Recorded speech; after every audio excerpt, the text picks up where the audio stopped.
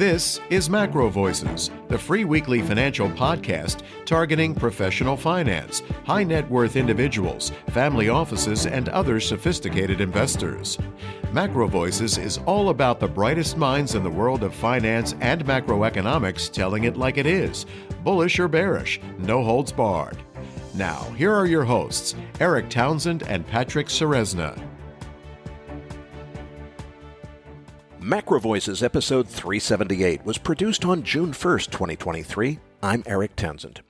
This episode of MacroVoices was made possible by Respect Energy, a leading European trader of renewable energy and a one-stop shop for all green energy investors. The 2023 In Gold We Trust report is out, so in keeping with MacroVoices' standing tradition, its principal author, Ronnie Stoeferle, returns as this week's feature interview guest. We'll discuss all things precious metals, from the fundamental outlook to the likely possibility of an even deeper correction than we've already seen so far before the yellow metal makes an assault on new all-time highs in U.S. dollar terms. And I'm Patrick Ceresna with the Macro Scoreboard week over week. As of the close of Wednesday, May 31st, 2023, the S&P 500 was up 155 basis points, closing at 4190. We'll take a closer look at that chart and the key technical levels to watch in the post-game segment. The U.S. dollar index up 34 basis points, closing at 104.23. The dollar continues to strengthen off of the lows. The July WTI crude oil contract down 841 basis points to 68.09. New rounds of selling opened the window for testing those 2023 lows. We'll look at that chart with Eric in the post-game segment. Gold up 87 basis points to 1982. Many looking to see if gold has put in a short-term low. Copper up 225 basis points, closing at 364, bouncing off those recent lows. Uranium up 74 basis points to 54.60, continues to hold the breakout and press new highs on the year. The U.S. 10-year Treasury yield down 8 basis points, closing at 367 points. The key news to watch this week is Friday's jobs numbers, and next week we have the ISM Services PMI, the Bank of Canada rate statement, and the Treasury currency report. This week's feature interview guest is Incrementum fund manager Ronnie Stoeferle. Eric, why did we get Ronnie back on the show this week? Well, Patrick, having Ronnie on the show when the In Gold We Trust report is released each spring has become a MacroVoices tradition. But it's especially relevant this year because I really think it's an important time in the gold market. Of course, I could be wrong, but I think the fundamentals are in place for a breakout to new all-time highs. And I think if we can clear 2120 or so and stay there for a week or two, I think it really sets up a technical picture for a big advance up to at least 2,500, maybe even 3,000 within the next 12 months. So I think it's a really important time to be on top of the gold market. Ronnie writes one of the most respected reports in the entire industry, so the time was right. Well, Eric's interview with Ronnie is coming up as MacroVoices continues right after this message from our sponsor.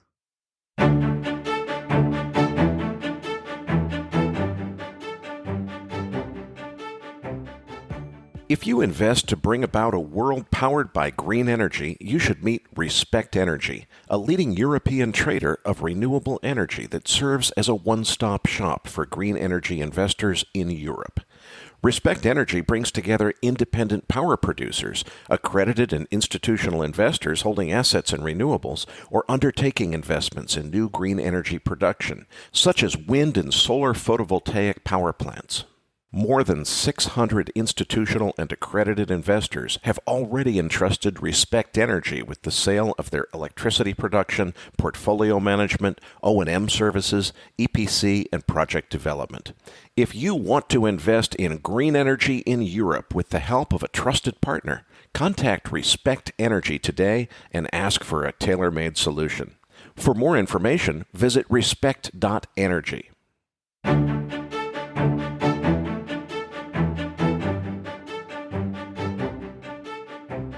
And now, with this week's special guest, here's your host, Eric Townsend. Joining me now is Ronnie Stoeferle, principal author of the In Gold We Trust report and fund manager at Incrementum. Ronnie, it happens each spring, and it's that time of year. The In Gold We Trust report is out. Listeners, you'll find the download link for the full report, as well as a slide deck that Ronnie prepared to accompany today's interview. Both of those links are in your Research Roundup email. Ronnie, let's start with just the big picture for people who might not be familiar with the report, which is kind of the event of the season in the precious metals world. How did this thing come into existence? Who's behind it? What's the motive for it? What's the purpose of it? What will people find in the report? And what's new and interesting, and what's maybe the most exciting thing this year?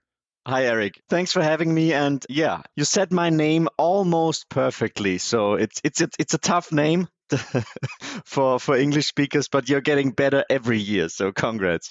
Well, I started publishing this report already 17 years ago, and it's an annual report. And over the years, it became bigger and bigger. And now it's probably one of the most widely followed publications on gold. And the problem is that it's not about gold. It's trying to understand everything, opportunity costs, equity markets, inflation, debt, then of course where interest rates are heading, geopolitical stuff, this whole de-dollarization discussion. Then we talk about mining stocks, technical analysis.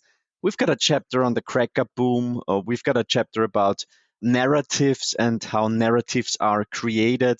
We've got a chapter, about this civil war in the sound money community, gold versus Bitcoin. Then, of course, we've got two exclusive interviews, one with my dear friend Russell Napier and another one with Sultan Pozar. And the leitmotif of this year's report is Showdown, because we're seeing three different showdowns at the moment. First of all, the showdown when it comes to central banks versus, let's say, the real economy. So central bankers, after raising interest rates that aggressively over the last year, they are facing not a dilemma, but rather a trilemma between, fighting inflation, then on the other hand, avoiding a recession or a hard landing, and then on the other hand, financial market stability, especially in the banking space. So this is the first showdown, and we clearly are in the recession camp. The second showdown is when it comes to geopolitics. This de-dollarization topic that folks like Luke Roman are talking about for ages already, this is now really becoming mainstream. And therefore, we dedicated two big chapters to that topic. Also to the topic how important emerging markets nowadays are for the gold space. And I think, Eric, we in the Western world, we think we are, London, New York, that's the center of the gold world. Actually, it's not. The price of gold is more and more being made in Shanghai, in India, in emerging markets in general. So therefore, we took a deep dive and analyzed what's actually going on in emerging markets when it comes to gold demand, but also when it comes to the infrastructure in the gold space. And then the third showdown is actually for the gold price itself. Gold has made new all-time highs in basically every currency, but in US dollar terms, we've been flirting with new all-time highs, and now we're like $100 below. I have to tell you, the feeling that I have is in the gold community, it's, it seems that general investors couldn't care less, and many gold bugs have thrown in the towel. So this quite negative sentiment, in combination with the price that is only slightly below its all-time highs, I think that's a pretty good setup. So that's basically what the report is all about. We've got a chapter about CapEx. We've got a chapter about our own recession indicator that we've built. We take a deep dive to the topics of inflation, debt developments. We do technical analysis. So it's a longish read for 120 pages, but I think it's worth taking the time. Let's dive into the fundamentals driving precious metals markets. Something changed dramatically November 6th of last year. I've heard from a few of our other guests on MacroVoices what they think that something was. It happened to be the same day that interest rates peaked. But clearly, that was the bottom of a long bear market or cyclical bear market that we had in gold. It was then straight up for a while, got back, tested all-time highs, actually did trade to a brand new all-time high for all of about 37 seconds. And now we're about $100 lower. So what's driving this? Is it about real interest rates? Is it about inflation? What's going on? Well, I think it's all about this narrative that's has been created that Jay Powell is the new Paul Volcker, and I said a while ago that he should be nominated for the Academy Awards, and if Jay Powell is the new Paul Volcker, then Danny DeVito is the new Brad Pitt. So I just don't buy into that narrative, and if we have a look at track records of central bankers over the last couple of years, I still wonder why so many people still actually believe in the forecasts being made by central bankers. But I think that we have definitely over the last couple of quarters. I mean, let's take a step back. I think I don't know any strategist, no analyst, no fund manager actually who forecasted that significant rise in interest rates. I didn't see that coming. I don't know anybody who really forecasted well that interest rates will rise more than 4 percentage points within 12 months. However, I think that now, I think over the last couple of months, market participants have actually realized that the end of the rate hike cycle is coming closer and closer. But I think that the majority of investors are still what I think Gabe called them pessimistic bulls. So they hope for a soft landing, for a mild recession to see the pivot by the Federal Reserve. And I don't really buy into that because, first of all, if we analyze what's coming in terms of economic indicators, and you had a brilliant show recently about the recessionary drivers, and we're definitely also in the recession camp. It's the leading economic indicator. It's the yield curve, obviously. It's the labor market that is weakening significantly. It's the ISM. So I think that a recession is definitely our base case. Now, if we have a look at the majority of economic forecasts, we had that based on Bloomberg data. So while many people think it's the most anticipated recession ever, I've heard that quite a lot, the analyst consensus kind of speaks a different language. So the majority of analysts thinks that there will be a slowdown in growth, but nobody is really seeing a hard landing. So, for example, out of 100 analysts that are questioned by Bloomberg, the forecast for this year is still growth at 1%, and only 4 out of 100 analysts believe that we will hit the recession in 2023. For the next year, it's 13 out of 93 analysts. And none of those analysts is expecting a severe recession, despite this massive monetary tightening that we're seeing, not only on the interest rate side, but also when it comes to credit tightening, also when it comes to quantitative tightening. So clearly, I don't buy into this narrative that it's the most anticipated recession. If you have a look at the positioning, I think it's not. If you have a look at analyst consensus, it's not. So therefore, I think that a hard landing is still clearly a minority view. And therefore, we crunched the numbers and analyzed what actually works best over the course of a recession. And this is the result is our incrementum recession model, where we said, okay, every recession has different stages, and then crunched the numbers and researched which asset classes work best in every stage of the recession. And that's kind of a summary based on the last recession since 1971. Actually, gold is a pretty decent recession hedge, while equities, for example, they only work as soon as the reflation really starts happening. So this is normally the point in time when everybody starts panicking. And what do we see usually during that stage? Well, actually, we see massive fiscal stimulus and monetary stimulus. So in the earlier stages, I think that you want to be overweight gold. You want to be underweight mining stocks. You want to be underweight commodities, but also silver. You say underweight mining stocks. Let's touch on that. In the past, people have always pointed out, boy, the mining stocks are lagging. There's your opportunity. You want to dive on the mining stocks because that's your chance to still get in. It hasn't made the move up. You're saying the opposite. Stay away from them. What's going on there? I would say from a technical point of view, I think it's now too early to to really start to build a massive position in the mining space. And you can see, if you have a look in the sector, you see that the risk appetite is still pretty low. What do I mean by that? Well, have a look at Franco-Nevada, have a look at Silver Wheaton, for example. So those large royalty and streaming companies, they are pretty close to their all-time high. So they are doing pretty well because they are being regarded as the most conservative stocks in the mining space. Then if you have a look at the three major producers, so Newmont, Barrick, and Agnico, they're still between 30 and almost 50% below their all-time highs. So this is telling me, well, actually, the market doesn't really appreciate the leverage that the producers have. And then if you have a look at developers, if you have a look at juniors, well, there are some really good names, some really good stories out there, stocks that have done tremendously well recently. But I don't see too much risk appetite. And we're seeing so many factors that actually influence the mining space at the moment. Of course, cost of capital. Then we're seeing resource nationalism. What's going on in Chile? What's going on in Mexico recently? Then, of course, we're seeing that risk appetite in equity markets is still not really there.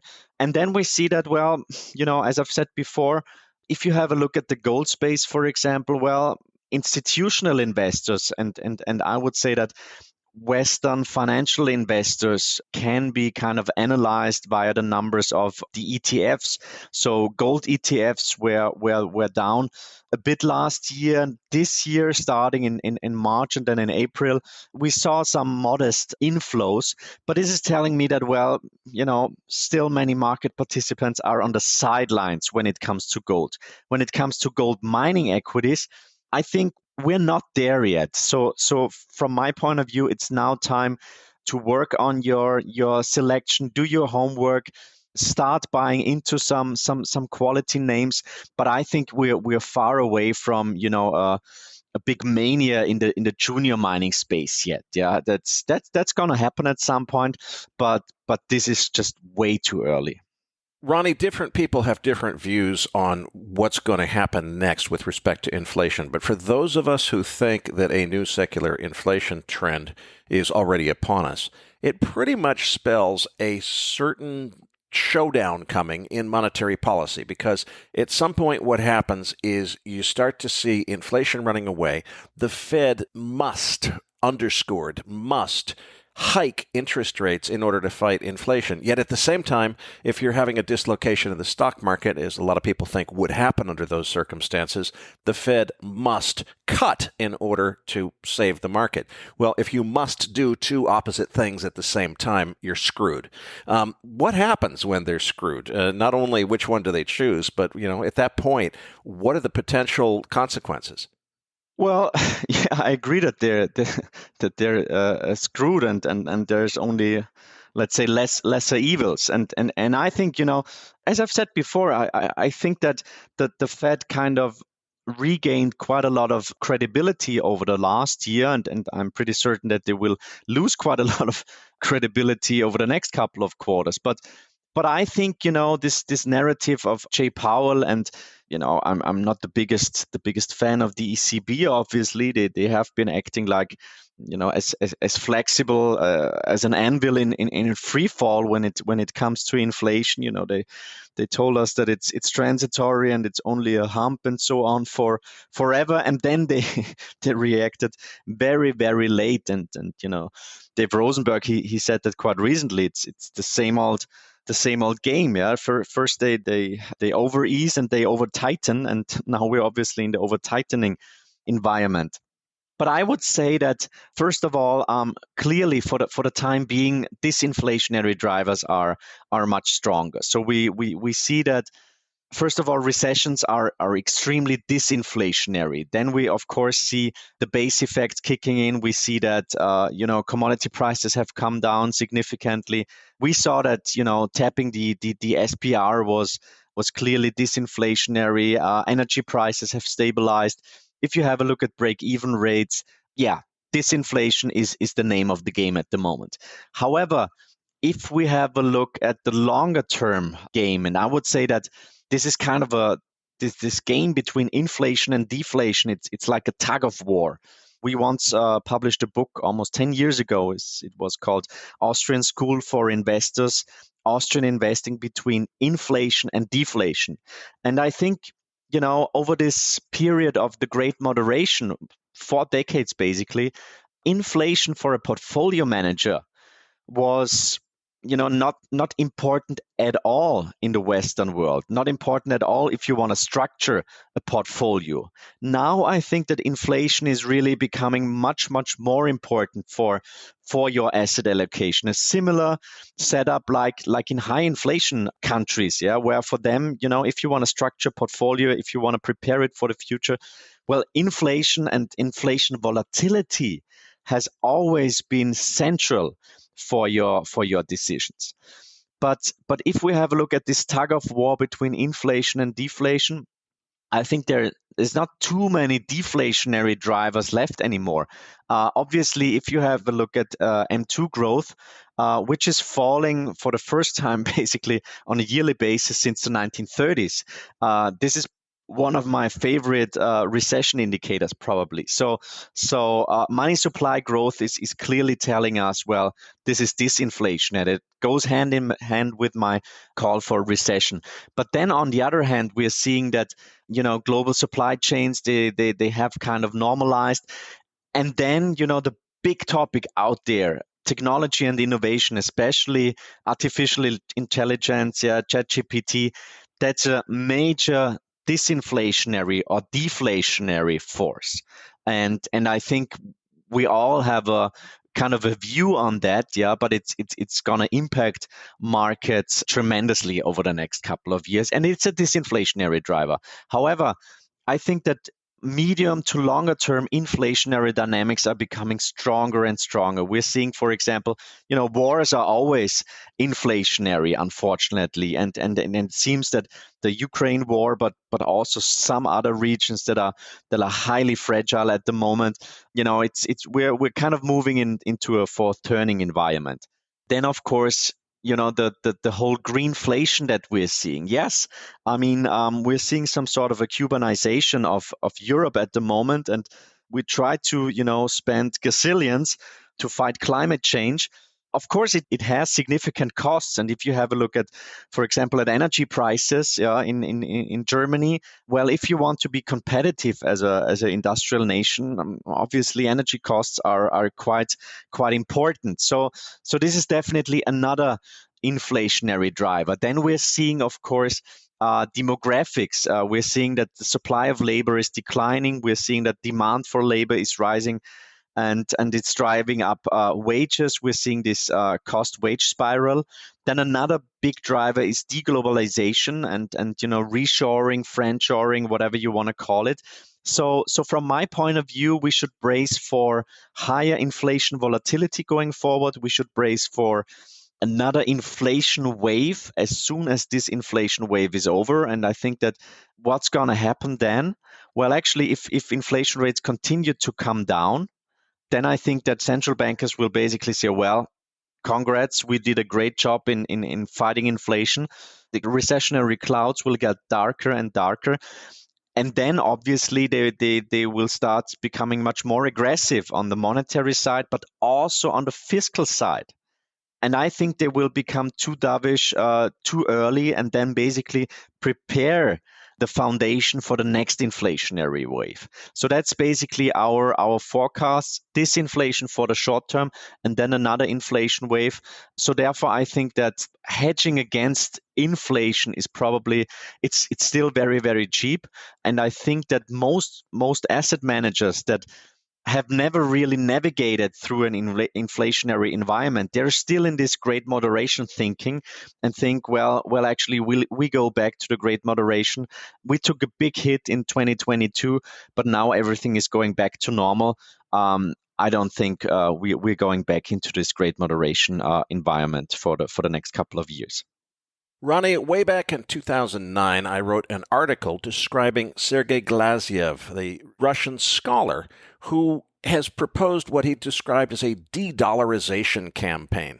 And I was really trying to persuade people that this was worth paying attention to. And oh boy, was I ridiculed and mocked, Retired computer geek pretends to be a finance guy and totally misses it, doesn't get it, doesn't understand that the US dollar is guaranteed to be the center of the universe forever, just like the people thought that the pound sterling was going to be that. Well, it's true that I was way early, but wow, look at what's going on. In 2018, I wrote a book predicting that Russia and China might jointly work together to assert a global digital reserve currency backed by precious metals. Seems like there's an awful lot of Chinese and Russian gold accumulation. Do you think they're planning something?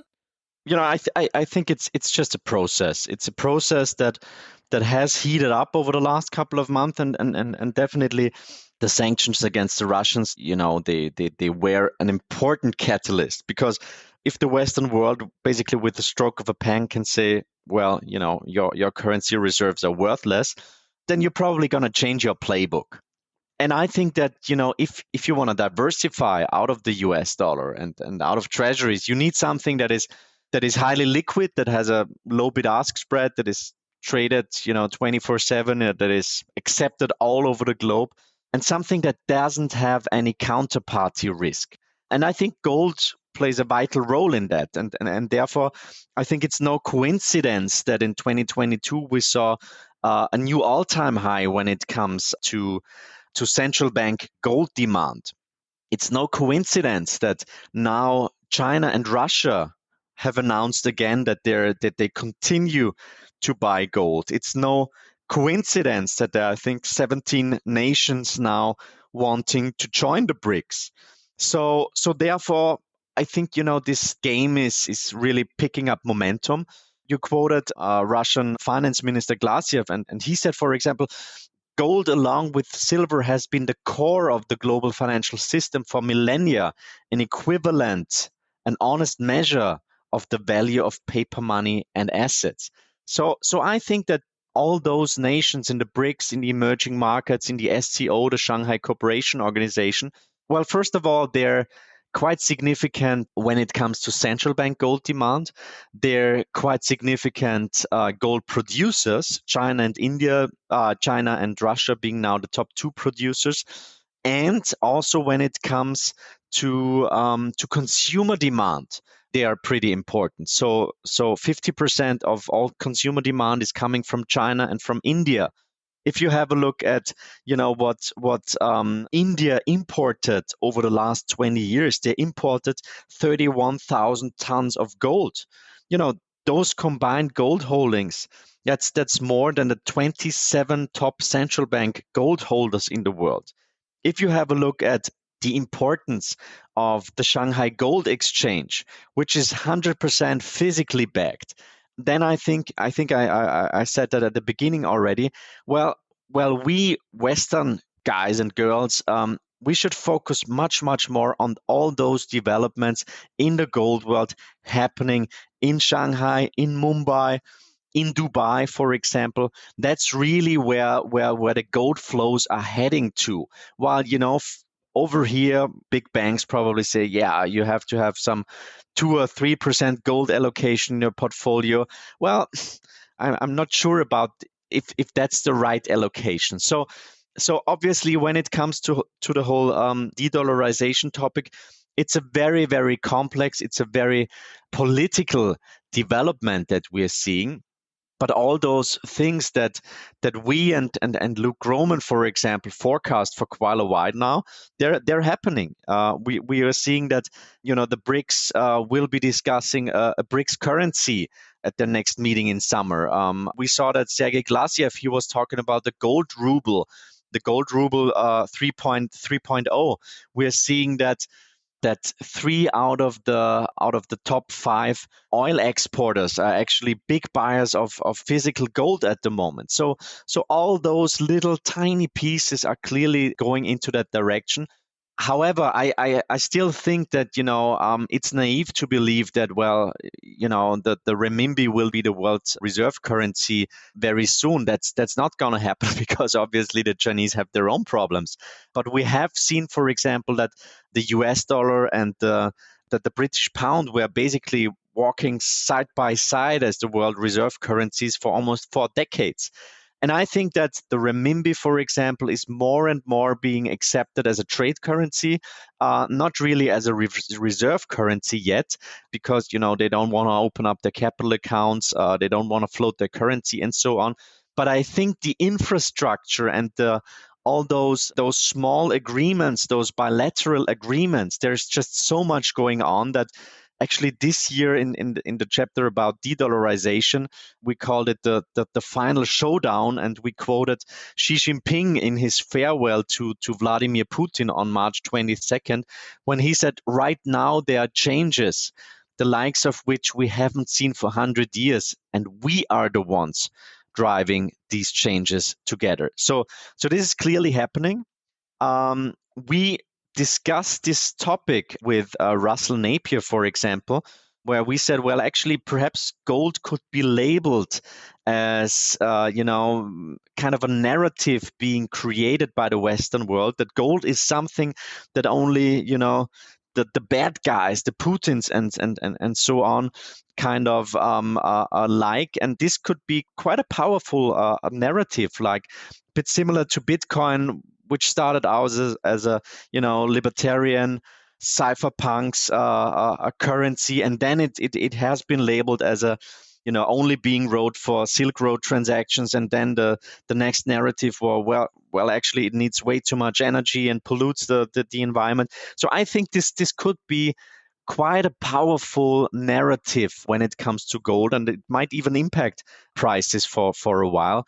This narrative that the bad guys will be using gold to kill our currency system.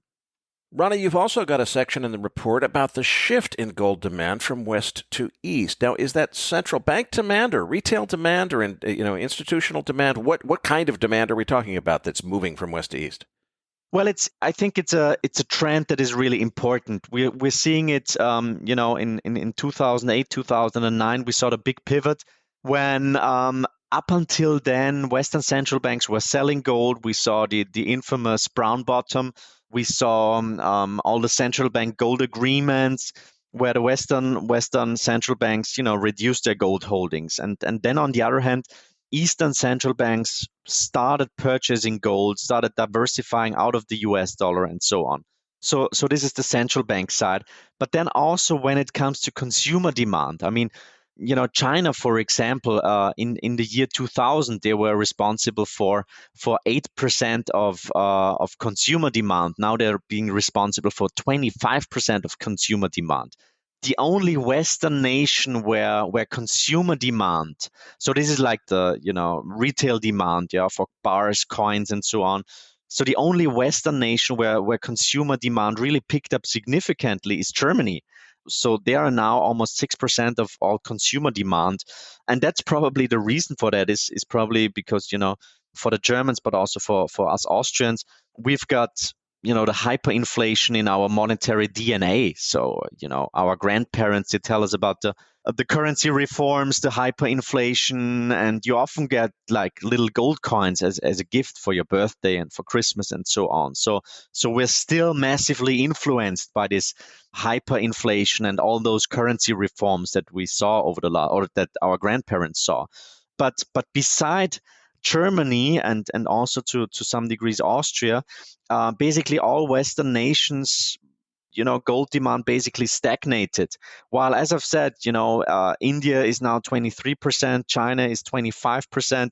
We're seeing countries like Turkey, but also the Middle Eastern region becoming much more important. And I think, Eric, what's really important is to also have a look at the gold trading infrastructure with the Shanghai Gold Exchange, with the India International Bullion Exchange, but also the Russian gold market infrastructure, where quite a lot of things happened. They are now introducing, Moscow World Standard to kind of compete with the LBMA. We're seeing that there's quite a lot of movement when it comes to cooperations between the Russians and the Chinese in gold trading infrastructure. So there's quite a lot of stuff going on, and it's probably also no coincidence that there's quite a lot of geostrategic central bank gold buying from all those nations in the Shanghai Cooperation Organization, in the BRICS, in the Belt and Road Initiative. All those nations that are now becoming more and more aligned, they're pretty significant gold buyers.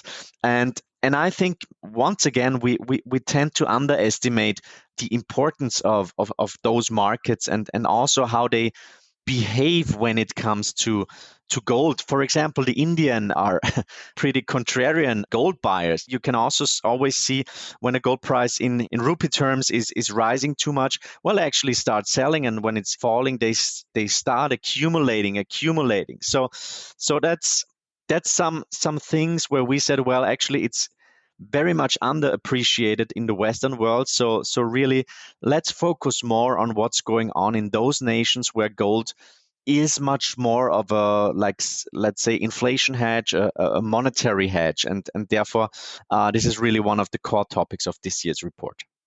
Ronnie, let's go back to the gold mining stocks that we talked about a little bit earlier. I really caught my eye in the report to see the ESG section, because at first I thought, okay, obviously ESG, the mining is a very environmentally damaging industry. It must be the environmental concerns they're talking about. No, you're talking about the social component, the S in ESG, not the E in ESG, related to gold mining stocks. Why is it the S and not the E that we're talking about? Well, we covered the topic of ESG already for a couple of years. I think we started in 2019, and everybody is talking about the E, so the environmental aspects. But I've visited many gold mining projects, and I think if you hear gold mining, the perception and the image that is coming to mind is almost always a negative one. So from my point of view, if you have a look at the social aspects of mining, what it does to communities, of course, there's some really bad examples.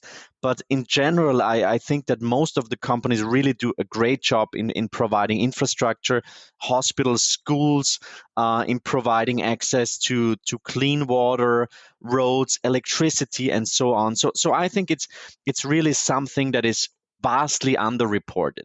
Now, we say that, well, actually, what's going on with all those nationalization campaigns? Well, actually, I think it's a challenge for the mining space, but we always see, for example, in Latin America, well, it's the pendulum is swinging to the very, very left politicians, and then it's swinging back because they realize, well, actually, mining and natural resources are just crucial for their economies. But I think that co-ownership is really something that works pretty well, and we're discussing some examples where actually the community gets a certain part of the mining project or the revenues, and then you can see lots of positive effects. So I think that that most people criticizing mining and that now coming up with green metals, so for some reason copper or lithium or cobalt or nickel are greener than gold, for example. I think most of those people have never visited a mine, have never talked to the people in the community. Of course, there's negative aspects, but I think in general, the positive aspects of mining are overwhelmingly bigger than the negative aspects. So, and I think, as far as I know, the companies, and we do like 120 management meetings on average per year. I would say that the companies really care about that because they know if they screw it up, their share prices will be impacted by that. So I think that's something that's really important to communicate, and I think that the gold industry could definitely do better in that aspect. Ronnie, I want to shift gears now and talk about the market outlook as well as trading strategies, because I think you and I are very much in agreement that in a big picture perspective, the fundamentals couldn't be much better for gold. But you know what? I'm reminded of one of my favorite Jim Rogers quotes. It was something Jim said to me, I think, in the very first episode of MacroVoices, which is, look, the problem when you have a market where the fundamentals are just so clear that it can't possibly be a loss is that it's so clear that all the dummies get it too. And as soon as all the dummies get it, that puts everybody on the same side of the boat. And as soon as everybody's on the same side of the boat, it doesn't matter that they're right. It means at least some of them are going swimming before this is over. This ride, ever since the 6th of November, frankly, has been too easy. A lot of us making a lot of money on gold, and that leads to a crowded trade. Everybody's on the same side of the boat.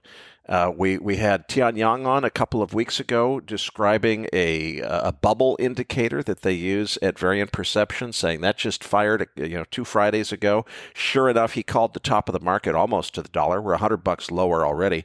We just bounced off of the 100-day moving average. We're recording this on Monday, a few days before our listeners will hear it, so the market may have moved since then.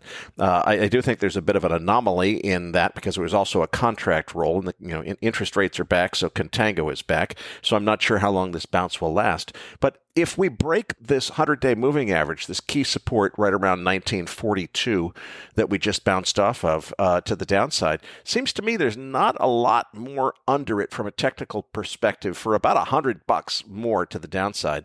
And frankly, a washout like that to shake the weak hands out of the market kind of makes sense. Seems like it fits the narrative to me.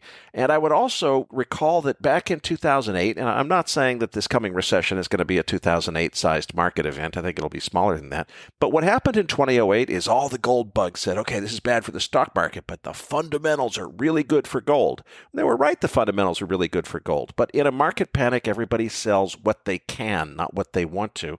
Gold sold off hard, and a lot of gold bugs got shaken out.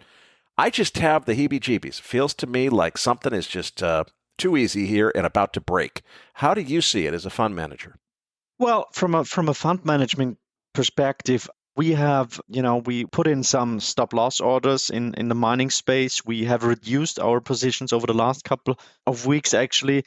And I would agree with you. And if we have a look at the sentiment, for example, commitment of traders report, but also, for example, sentiment trader and some other indicators, I would say they're kind of in a neutral position. It's not from a contrarian point of view. It's not a screaming buy, but it's not super overvalued.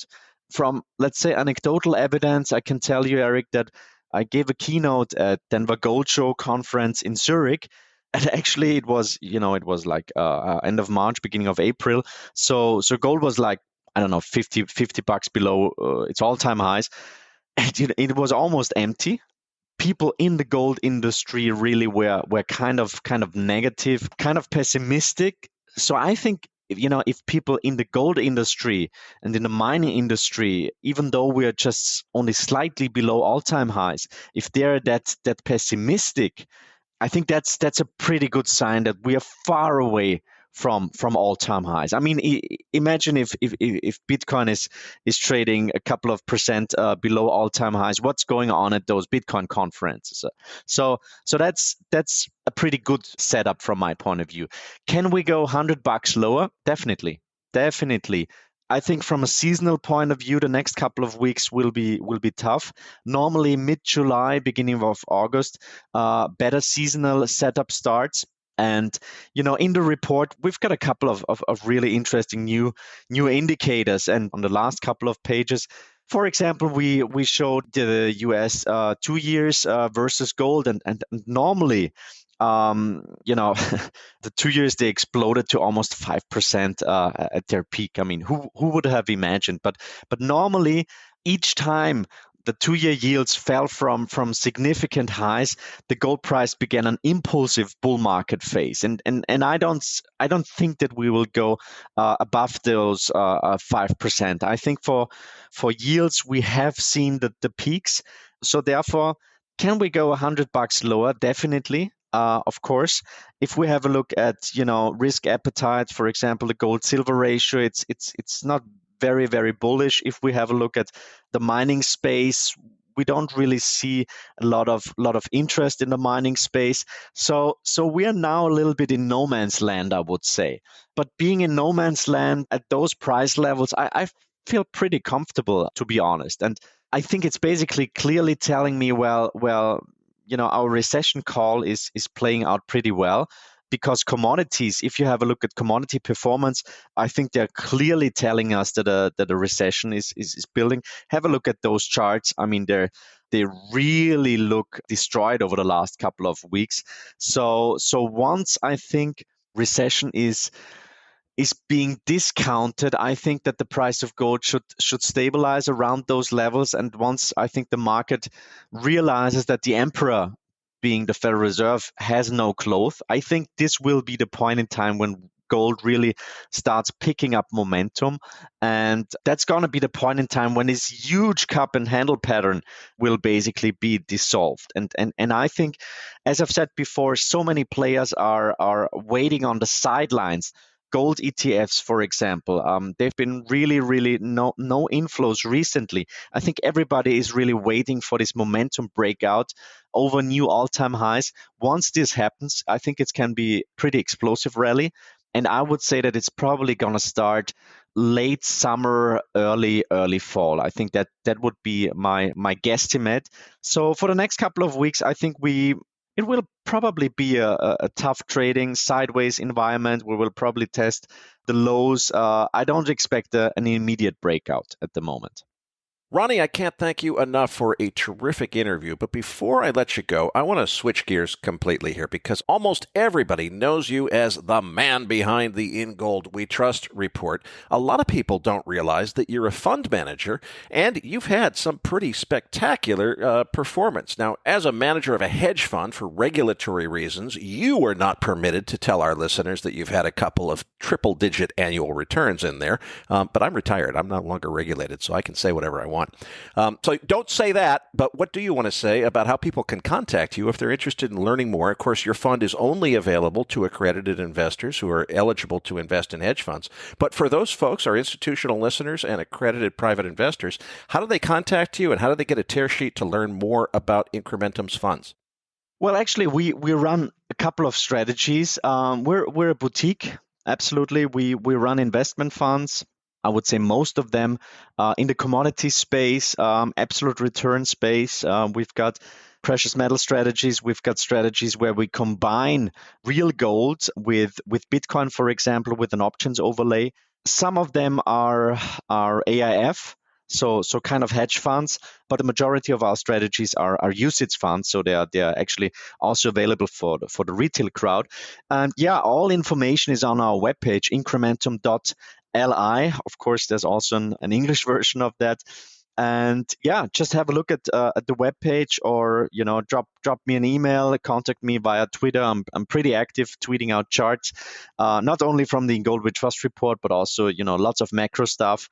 So yeah, contact me anytime. I think we've delivered some spectacular results, especially last year, which was a really tough environment, and that's probably when it's or as I said in an interview recently, well, if being an Austrian, of course, I'm going skiing all the time. But when the snow is fine and the weather is fine, everybody tends to be a good skier, even the Dutch and the Germans.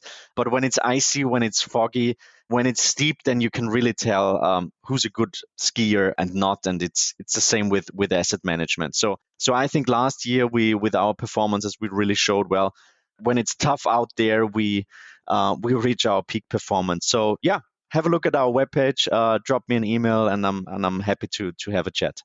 Patrick Ceresna, Nick Galarnik, and I will be back as Macro Voices continues right here at macrovoices.com.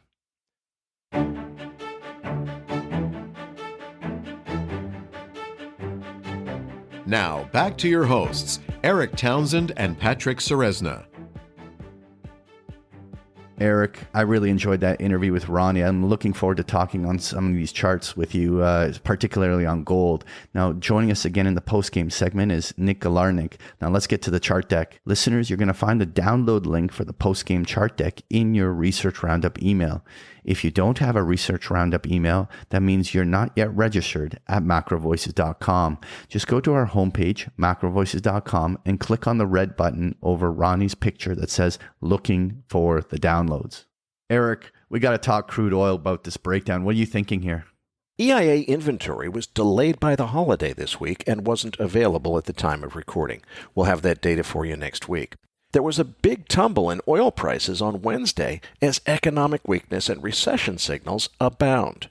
But hang on, OPEC Plus is meeting this weekend, and a lot of people have speculated that they're going to smoke the shorts with a surprise cut in production. Now that sets up a move potentially at the futures open on Sunday night.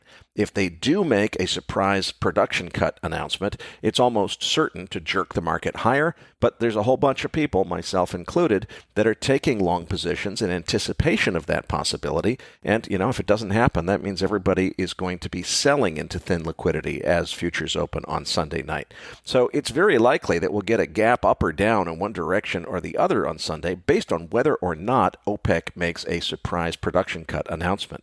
I also want to point out that several analysts, including our own good friend Anas Al-Haji, said months ago that they didn't think the crude oil price recovery was going to happen in the first half of the year when I thought it was going to happen. But they said in the second half of the year it probably would, and they said June is about when they expected things to turn around. Okay, well, it's the 1st of June. Let's see what happens. Yeah, on page 2, I have the crude oil chart with the 200-day moving average on there. And one of the interesting things was I kept highlighting this kind of $74 to $75 area, which I viewed as the bottom end of the high volume trade range that has been established through the first quarter into the second quarter of the year. And when we broke down below there and then rallied in, technically there's that saying of what was previously support now acts as overhead resistance. The fact that crude oil rejected there just solidifies that the prevailing downtrend is still the path of least resistance. Now, while we may be edging towards where the ultimate bottom will be, and there probably is a key buying opportunity down here, but the way I view it is at the minimum a retest of the previous low and even a shoot down below $60 on a temporary basis are all immediate short-term risks. Ultimately, out of all of this will come a big buying opportunity, but technically, there's no evidence that this is imminent or is going to happen now. So let's continue to see how this plays out as we approach those lower levels. Inevitably, the OPEC Plus could become a catalyst, so that'll be interesting to see whether that does play out that way. Nonetheless, let's get to equities. What are you thinking here, Eric? I'm still optimistic that a done deal on the debt ceiling is going to bring an excitement rally that takes us up, hopefully to 43.09, because that's my short sell point. But I'm guessing that that's probably going to be the last hurrah for this bear market rally. Obviously, that's pure speculation on my part. I don't know what's going to happen, but that's where I'm placing my bets. I agree with the idea that we can head up to still make a higher high, but let's first start off with taking a look at the levels. Nick, let's get you in this conversation. And what are the option levels that you're watching here? Spot price right now is 41.80 on SPX. We have a call wall above at 4,300 and a put wall below at 4,000, which is also heavy support. The implied move for the June 16th OPEX, which also factors in the FOMC meeting, is 110 points in either direction. So the upper expected move is 42.90, just below that key level of 4,300. And the lower expected move is 40.70, just above that key level of 4,000 or so. Key resistance above is 4,200, then 4,300. Key support below is 41.50, 4,100, 40.50, and then a key level of 4,000. Now, looking ahead for the next couple of weeks, we have FOMC in 2 weeks' time, and currently the probability of a 25 basis point hike stands at 34.3%. So about a 1 in 3 chance that we see that hike coming in a couple of weeks. So I expect some volatility to pick up into that OPEX. We've ran pretty hot and on the back of a few key names like NVIDIA, Meta, Google, and Microsoft. So again, I'm still very, very short-term bullish. I think we can tap that 4,300 level, but I don't think we'll have much more gas beyond that.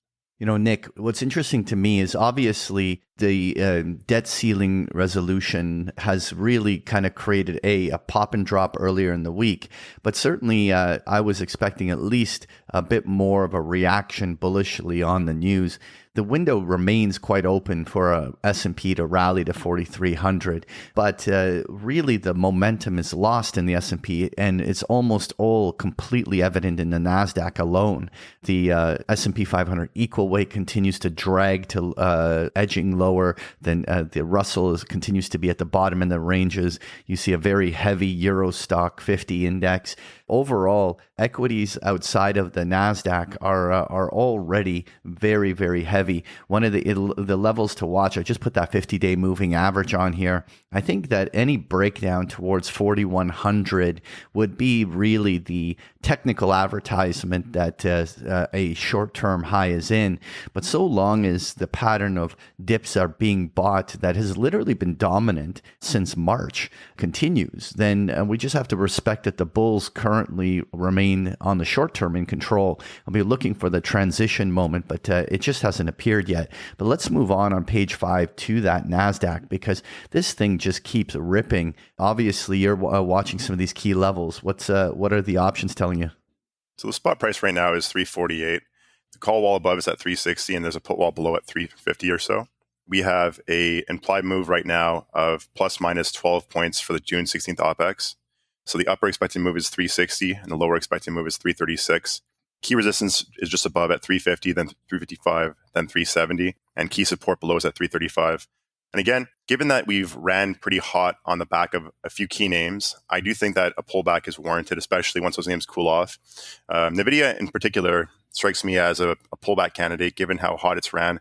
It's gone from about $170 to $400 in less than half a year. And the fundamentals don't really support that. Raised guidance, in my mind, does not support a valuation where they're trading at a PE right now of 200 or so.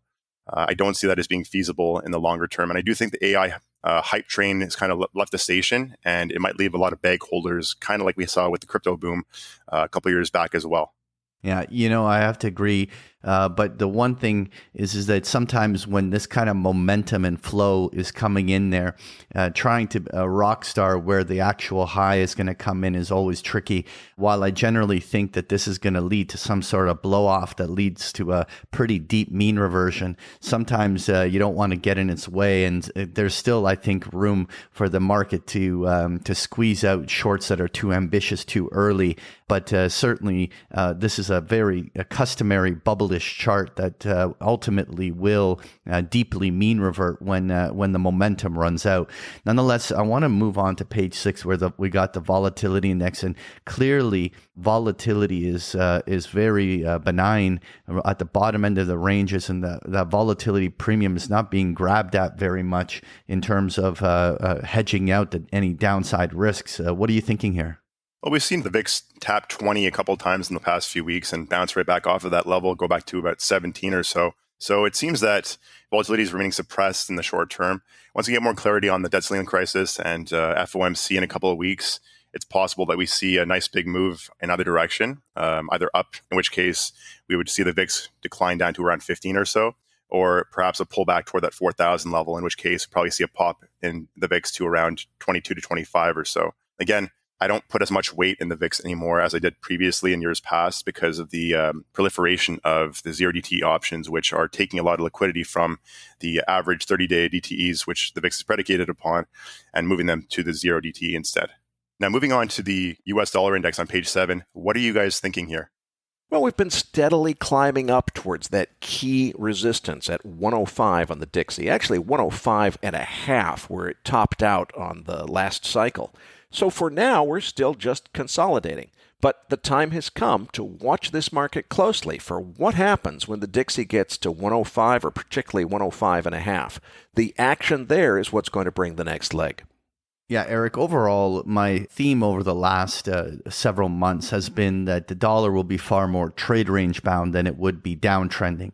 And that has really materialized. But my view here is that the dollar could actually have a bullish upside break, but it will only come on the back of a real kind of risk-off impulse. I still think the dollar will play its typical role of strengthening in a period where everyone is getting out of most risk assets. And so will that start here, let's say, on the jobs numbers, or will it still be a month or two away, maybe the July earnings or something like this? We are likely to remain in this trade range bound, and resistance will be there until I think something breaks. And when we really see the stock market at some point go through a deeper correction is where I would look a little bit more bullishly at this. Now, guys, moving on to page 8, we have the chart of the gold futures. What are your thoughts here? Obviously, we already talked about the fundamentals for gold since that was the topic of our feature interview with Ronnie. So I'm going to focus on a technical anomaly in the gold futures term structure that most non-professional futures traders probably won't be aware of, and I think is very relevant to the chart right now. If you look at the continuous futures chart, which almost everyone uses to quote the price of gold, it looks like gold held that critical 100-day moving average support and turned back up quite sharply.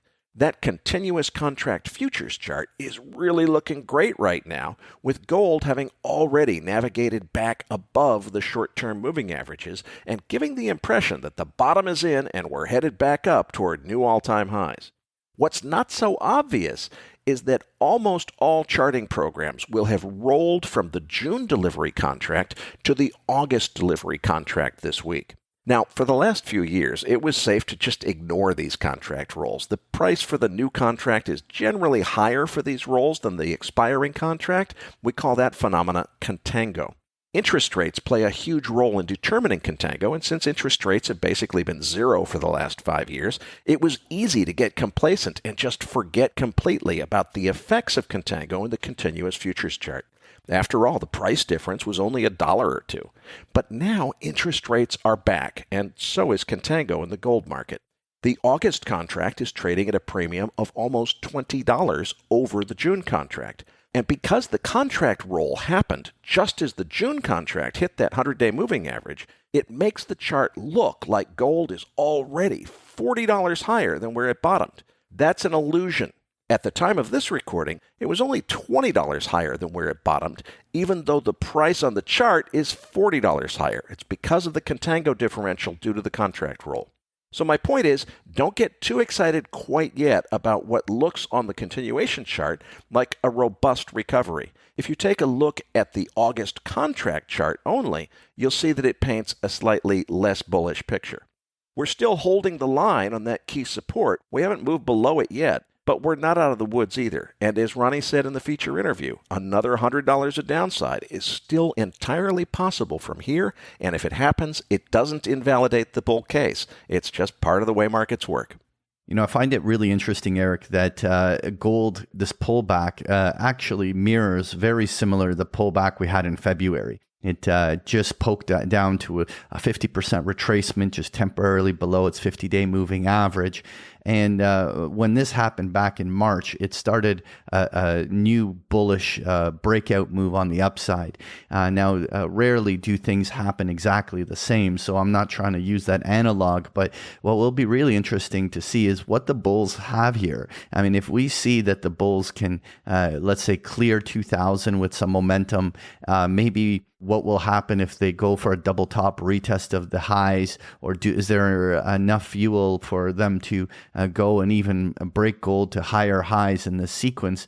Will tell a lot. If we see that the bulls here are struggling to hold on to gains above the 2,000 level and then it rolls right back down, then that could really start that kind of a bigger correction that Ronnie was even mentioning inside the interview. And so I think that watching how the gold traders play it out this week is actually going to give us a lot of, or at least in the upcoming week, will give us a lot of insights as to what's next here, at least on a short-term basis. Nonetheless, I wanted to wrap up by just looking at the Bloomberg Commodity Index. I'm looking at it through the ETN with symbol DJP.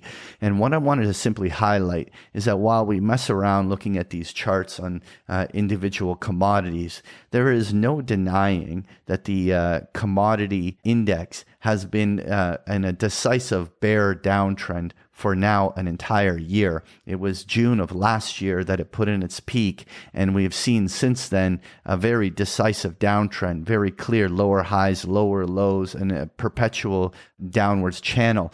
The question, of course, is when does this downward channel finally come to an end? The interesting part is that I don't necessarily think this will end with a V bottom, and therefore we might even be going through a prolonged bottoming formation along the downside. Even when the ultimate low is put in, we may not be seeing a major turn in this commodity index until the fourth quarter of the year even. When we do, I think it will be an extraordinary buying opportunity. But right now, just this chart continues to demonstrate such distinct weakness, and patience is what's needed here at this level. Folks, if you enjoy Patrick's chart decks every week here on MacroVoices, you can get them every single day of the week with a free trial of Big Picture Trading. The details are on the last pages of the slide deck, or just go to bigpicturetrading.com. This episode of MacroVoices was made possible by Respect Energy, a leading European trader of renewable energy and a one-stop shop for all green energy investors. Patrick, tell them what they can expect to find in this week's Research Roundup.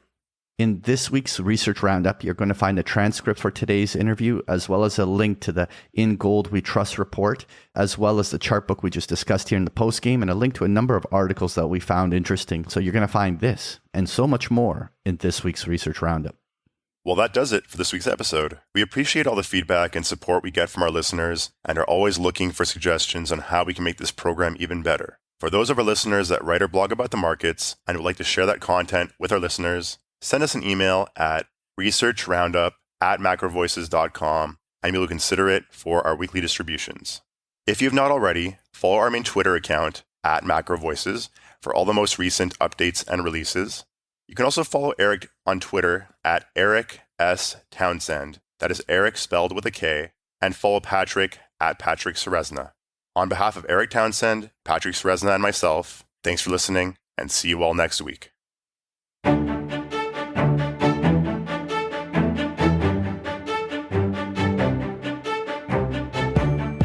That concludes this edition of MacroVoices. Be sure to tune in each week to hear feature interviews with the brightest minds in finance and macroeconomics. MacroVoices is made possible by sponsorship from BigPictureTrading.com, the Internet's premier source of online education for traders. Please visit BigPictureTrading.com for more information. Please register your free account at MacroVoices.com. Once registered, you'll receive our free weekly Research Roundup email containing links to supporting documents from our featured guests and the very best free financial content our volunteer research team could find on the internet each week. You'll also gain access to our free listener discussion forums and research library. And the more registered users we have, the more we'll be able to recruit high-profile feature interview guests for future programs. So please register your free account today at macrovoices.com if you haven't already. You can subscribe to MacroVoices on iTunes to have MacroVoices automatically delivered to your mobile device each week, free of charge. You can email questions for the program to mailbag@macrovoices.com, and we'll answer your questions on the air from time to time in our mailbag segment. MacroVoices is presented for informational and entertainment purposes only. The information presented on MacroVoices should not be construed as investment advice. Always consult a licensed investment professional before making investment decisions.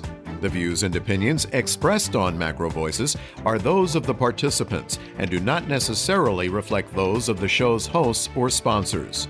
MacroVoices, its producers, sponsors, and hosts Eric Townsend and Patrick Seresna shall not be liable for losses resulting from investment decisions based on information or viewpoints presented on MacroVoices.